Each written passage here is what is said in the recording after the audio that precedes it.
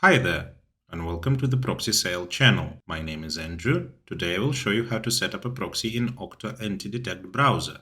To get started, download and install the browser. Create an account and launch it. Click on the Proxies tab on the top left. You will see a window for setting a proxy. In the upper right corner, click Add Proxy to add your server. In the window that opens, set the proxy data in the following format. Enter your IP and port of the proxy in the host and port fields. If you are going to use a free proxy, then you don't need to enter anything else. But if your proxy is personal, then enter the username and password in the appropriate fields. When the data is entered, you need to check the proxy for performance. Click on Check Proxy. After the browser confirms that your proxy is working, click on Confirm. The proxy is set, and now it needs to be linked to the profile. Click on Profiles on the top left. In the window that opens, click on Create Profile. Now you need the Connection tab. No proxy is selected by default.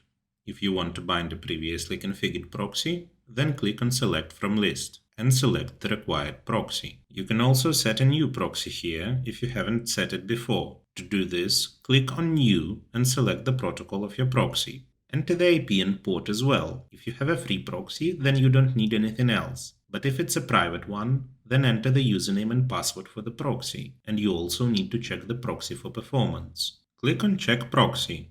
When the proxy is verified, you need to set the proxy name and click on Create Profile. The proxy is set, and now you can safely work with Octobrowser. Let me remind you that your work as well as your accounts may be at risk if you operate with free proxies that can be found on a network. Such proxies do not have guarantees of anonymity and security. We recommend a reliable and trusted provider, proxysale.com, which will allow you to get proxies of any location with guaranteed anonymity and security for working on a network. The link will be in the description. Don't forget to hit the like and subscribe buttons. See you in the next video.